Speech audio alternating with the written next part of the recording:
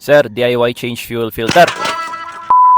Tara, palit tayo ng fuel filter dito sa Montero Sport Gen 3, 4, and 15. Ito yung location ng fuel filter housing. Every 15,000 kilometers ang replacement schedule ng fuel filter as per Mitsubishi Service Manual. Una kong tinanggal yung dalawang electrical sensor connections. May papress lang sa gilid-gilid para mag-unlock at mahugot. Next, may isang bolt dito sa likod na tatanggalin, number 12 socket para to.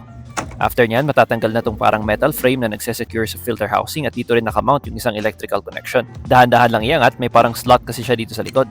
Ayan, tanggal na. Mas prefer kong tanggalin muna sa mounting bago i-disconnect tong hoses para hindi tumulo yung fuel galing dito sa loob ng housing. Speaking of hoses, ginamitan ko lang ng pliers para maitabi tong mga clamp. Ayan, pwede na mahugot, dalawang hoses pala yan.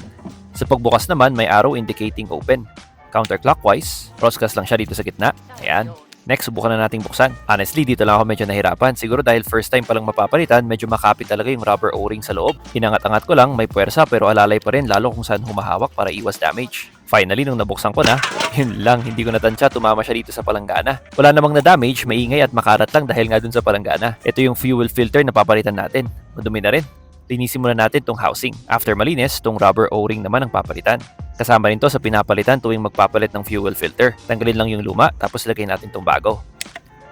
Tsaka natin ilalagay itong bagong fuel filter. Importante itong fuel filter na to kasi it prevents contaminants, unnecessary particles from getting to the injectors na siyang pwedeng makadamage dito. It also acts as water separator. Kung napabayaan naman at hindi napapalitan, pwedeng maging clogged that would cause resistance sa normal and efficient flow ng fuel. Maapektuhan ang performance ng injectors and of course ng makina.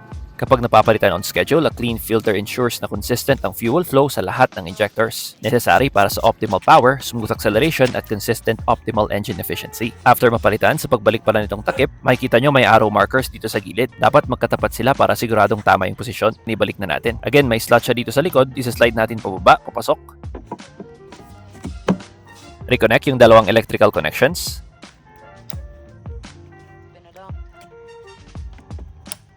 Balik natin tong metal holder o frame. Secure natin with a bolt. Then mount natin tong isang electrical sensor connection.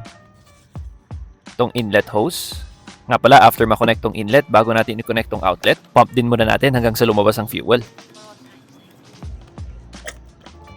Tsaka natin i-connect tong outlet hose. Balik ang mga clamp. Tapos pump ulit natin hanggang sa tumigas. Banda rin, check for leaks. Kung all goods, ayan, tapos na. Comment nyo lang kung may nakalimutan ako. God loves you and has a wonderful plan for you. If you find this video helpful, leave a like and subscribe for more.